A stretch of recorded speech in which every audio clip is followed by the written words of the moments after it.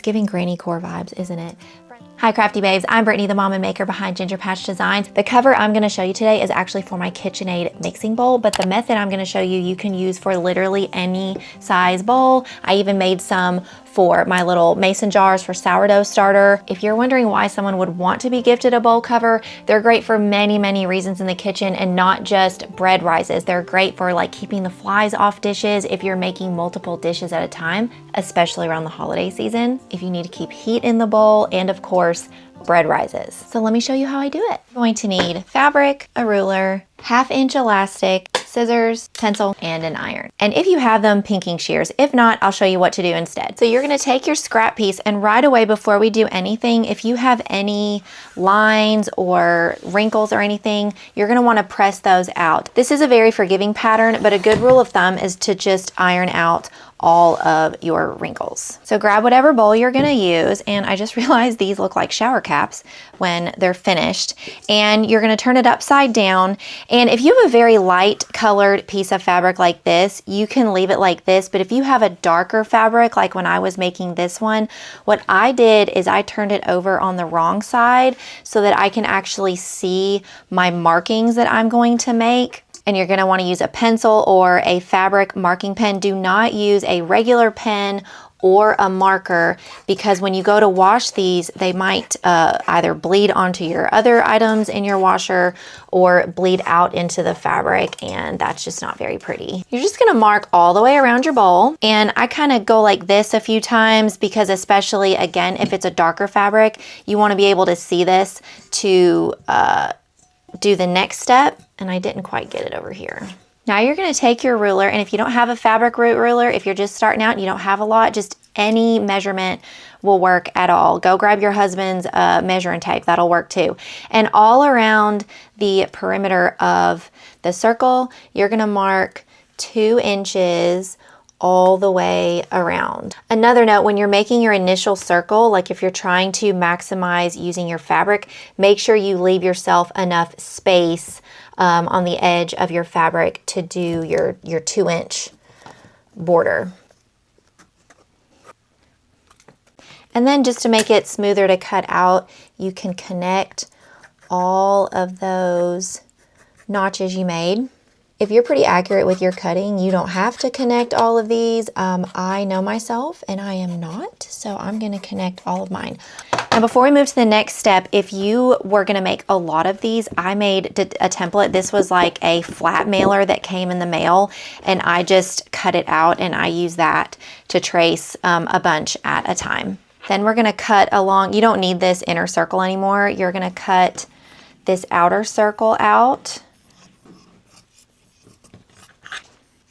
Now this is gonna be our other side of the fabric. So a couple things before we continue. If you didn't care about your cover being double-sided, you could totally just cut this one time and you would have your 2 pieces, because you need 2 pieces to make your bowl cover.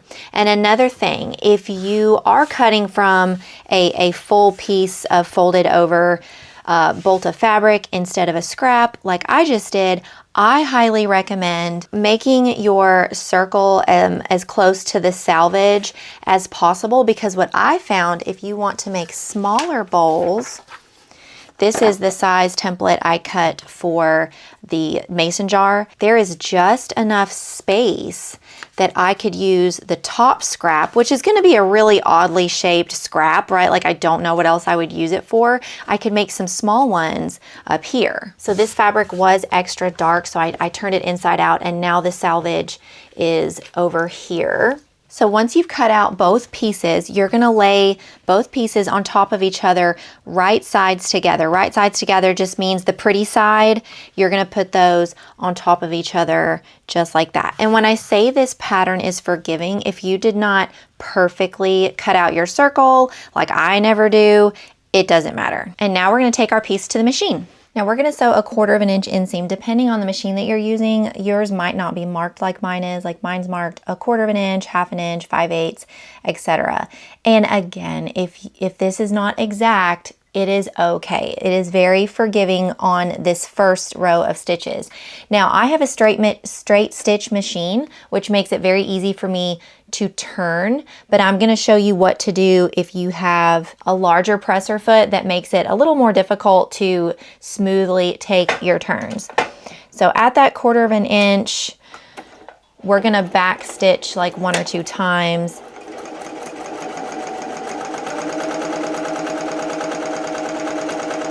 Now, if you're not able to turn your piece really easily, if you have a larger presser foot, you might have to, what I used to have to do with my brother in Novus is just like gently lift the presser foot and shift the fabric ever so slightly as I'm turning. That means I can't go very fast, but you really don't want to go too fast on this because you want to make sure you're keeping your 1/4 of an inch inseam where it's supposed to be.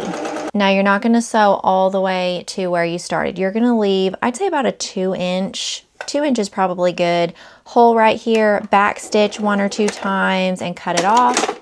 Now it's very important that you don't sew too close to the edge for the next step. Now this is a very important step that you don't want to skip because it's going to affect how your bowl cover lays on your bowl. So if you have your pinking shears, you're just going to snip around the edges. But if you don't have your pinking shears, you're just going to carefully make little notches.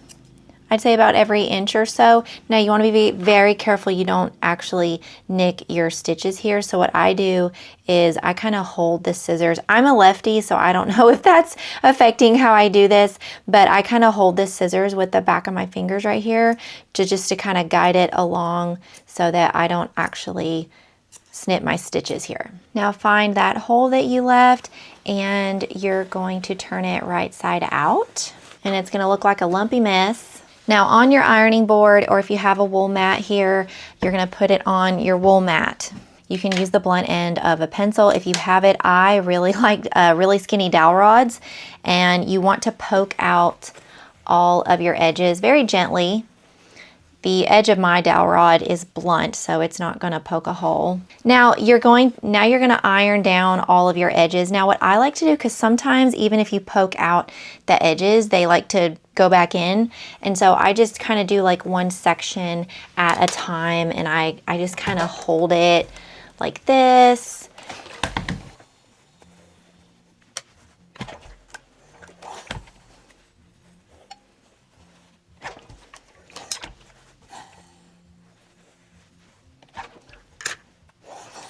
Okay, now we're going to go back to our machine and you're going to leave that hole just like that. Now when you come back to your machine, I like to pull my thread out just a little bit like this before putting it in, because what we don't want is the bird's nest situation where the thread bunches on the underside. And so I pull my thread out just a little bit, and you're going to do about a 1/2 inch inseam.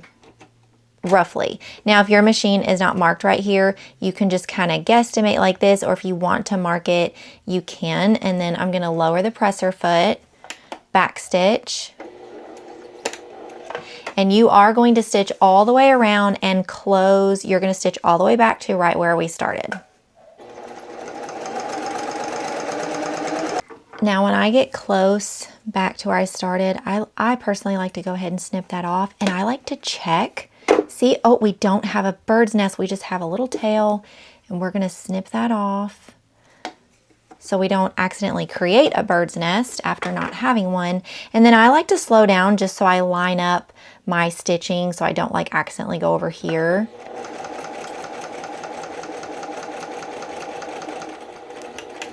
Back stitch a few times, cut it off.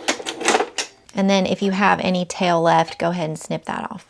So after you've got that, you need your bowl again, whatever bowl or jar you're using. And I will say the elastic size is a little bit flexible. I personally love the 1/4 inch, but before I had the 1/4 inch, all I had on hand when I first started making these was an 1/8 of an inch, and it was okay. I made several 1/8 of an inch elastic with the jar covers, and they're okay. I do prefer the 1/2 inch. However, you can make whatever you have on hand work. Like if you had some super thick or 1/2 an inch or something, you could carefully cut off the piece, the width of the piece that you wanted, and just make that work too. So you're going to take your elastic and wrap it around your bowl somewhat snugly, like you're not going to pull it way like super tight, but you're not just going to like leave it lax either. You want to pull it snug and then grab where it is. And I like to take off about 3 inches. And then I'm going to just snip it. And then you're going to take your safety pin that I forgot to tell you at the beginning of the video that you needed, and you're just going to pierce it so that we can weave this into our piece. So at our hole right here, I like to kind of just like hold this in my hand. Honestly, it's long enough that I highly doubt you're going to lose it, but I just hold it in my hand anyways, and we're just going to weave it through, and then every so bit you just pull the fabric down, bunch, pull, bunch, pull, all the way around.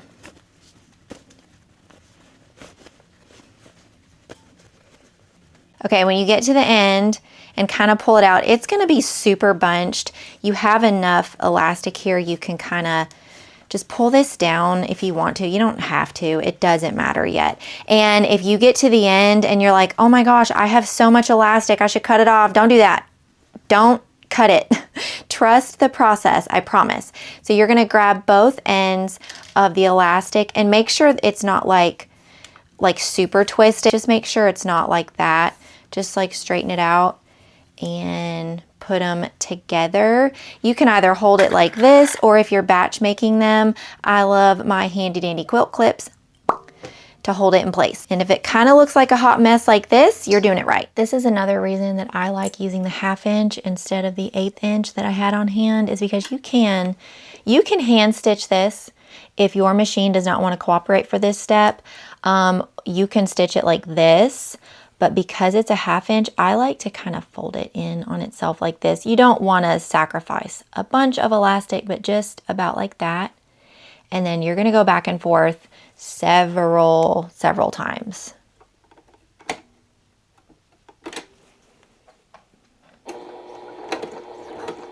Slowly. And make sure you go slow.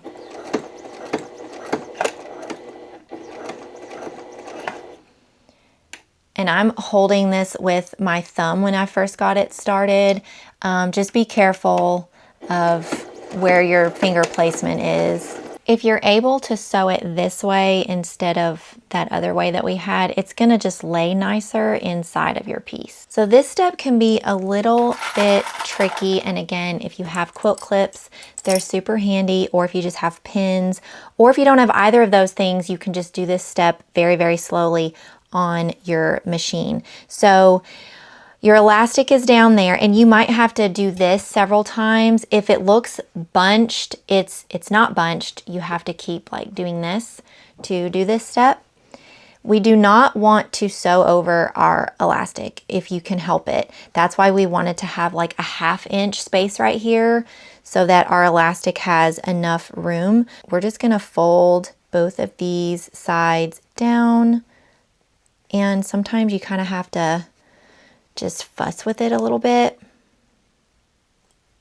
And if you got a little bit of this from your inside stitch, just snip it off. So pull it out, tuck. Try to get them as even as possible. And then depending on how big you made your hole, you might need another one, but I'm just gonna leave it like that. So we're gonna take it back to our machine, and you're just gonna stitch on the very edge to stitch up that hole.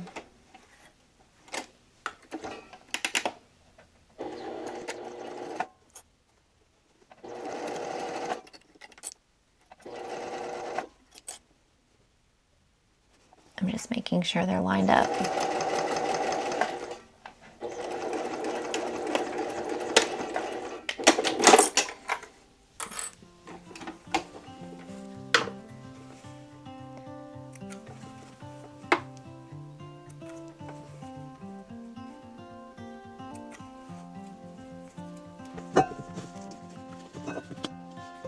Friends, I hope you enjoyed sewing with me today. Hit me up in the comments with any questions you may have. And don't forget, this is a series. I'm gonna be posting a little sewing something each week for that you can make as Christmas gifts for this holiday season. Thanks for watching. Bye, friends.